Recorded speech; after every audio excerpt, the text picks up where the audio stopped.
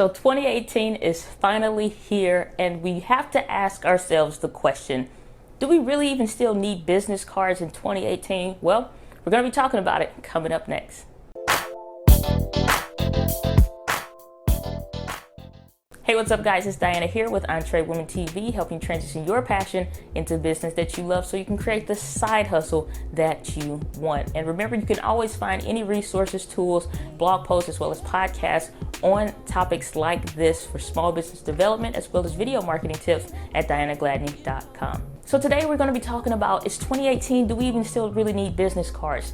Business cards is kind of one of those things, or it kind of makes you lean into that feeling like this is old school business. This is something we don't need anymore. It's behind the times. But we really have to consider, as entrepreneurs, it doesn't matter what area and market that you are serving in, is business cards still relevant for you today? So let's talk about a couple things of maybe whether you should or should not use business cards. So personally, I still use business cards. It's still a way to meet a lot of different people, connect with them, no matter what city and state that I'm currently located in, or specifically what I'm talking about with them in that context of the conversation, to where they ask the specific question, how can I get in touch with you? How can I follow up with you?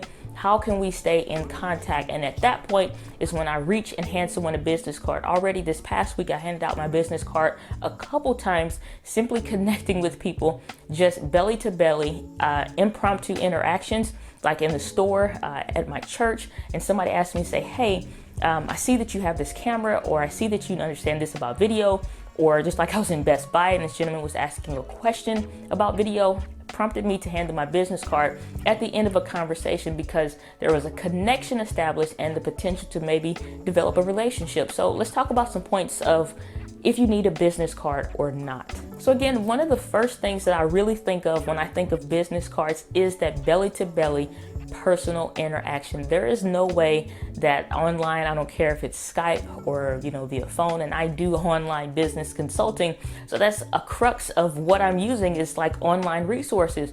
But there are still clients that I receive, especially through referrals, from belly to belly personal interactions. And sometimes that card is maybe not for that person, or somebody says, hey, I know somebody that's looking for something of what you're talking about, or they're looking for someone to help them with business, or maybe be able to help them with this. They asked this question this week.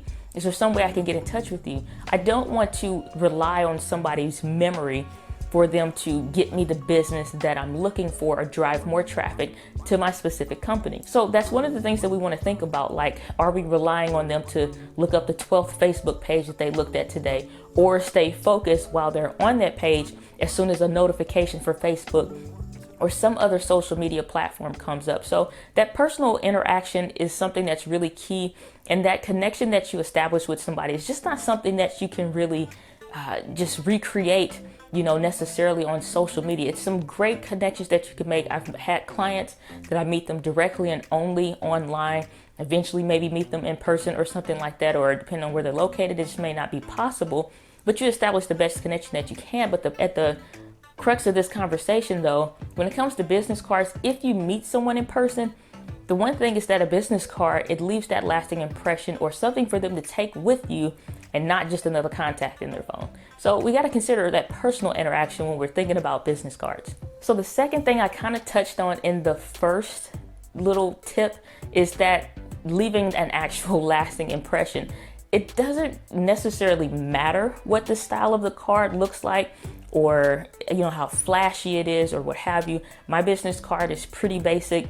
It does have some complementary colors to my brand for my website. So everything that you see, it matches and it kind of gels together. But the thing about it is that when you touch it, it's going to have a certain stock, or, a certain thickness to it, a certain quality. You can get cotton cards, you can get standard business cards. And the way that the card feels actually does matter. And it's the difference between somebody actually keeping it as a resource and something to refer back to or pass on to the next person, or if they just decide to keep it long enough to clean under their fingernails. And I know because I've done that to some people's cards before. I'm not going to tell you who, but I've definitely done that before. But if you create a lasting impression, and that's really just between what you're saying and what you're doing, And just that natural connection that you have with somebody when you're talking to them, and if you're providing value for them, then it makes a difference when you actually get to the end of the conversation. If it warrants for you to hand off that card, then do it. But the one thing that you kind of don't want to do is just throw cards out there, post them on shop and save boards, or like at the grocery stores and stuff like that, and hope that business comes. That's one of the things that you don't want to do, because it's just throwing money out to the wind, hoping somebody sees you in the mass and the sea of business cards that's probably been there for the past 5 years or more. So you have to think about a personal interaction and personal connection versus just leaving something on the desk or on the table, hoping that somebody pays attention to you. So that's definitely something that you don't want. But the second thing we kind of want to focus on again is that personal interaction. So tip number 3 about whether or not you should use a business card, and I'm hoping that you kind of would, just to have it, is that you got to get through the noise of social media.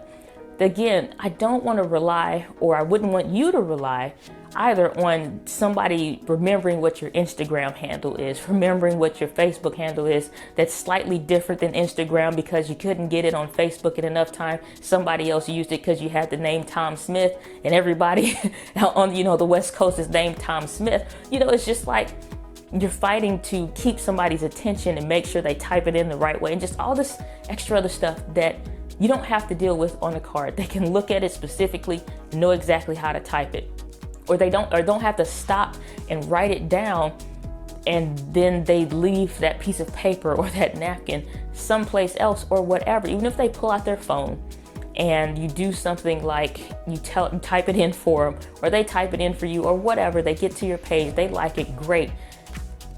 What is so memorable necessary outside of, unless you made a stellar personal interaction with them and connection, what is going to keep them from checking that notification as soon as it pops up a second later, and then they kind of forget all about you? So the difference between having a card versus just being on social media or just giving them your social media handles is that they can go directly to your website. They can go directly to your content, even if it's aside from social media. And I've talked about, whether or not you need a website, and I'll link that up in the YouTube card above. But when it comes to specifically getting to your content, your business, and the things that you're doing, you want to make sure that they get to the right page the first time. But just to remove any question of it, my website, you can find me at thesmallbusinessstartup.com or dianagladney.com. On my cards, I specifically put dianagladney.com just for my own personal branding. The phrase thesmallbusinessstartup.com is something that is a search term, and I'm kind of going to get into that maybe in a different video when I talk about how to pick a website name. And so it makes a difference. So I have one for personal branding, have one for search value. That way that whatever one sticks to that person's mind and memory, that's what they're going to search for. But on my card, it has my name because that's specific to my small business consulting branding and my firm. So that way it makes and establish even more of a personal connection after I've already put in the work. So tip number 3, cut through the noise of social media and make sure they get directly to your content the first time.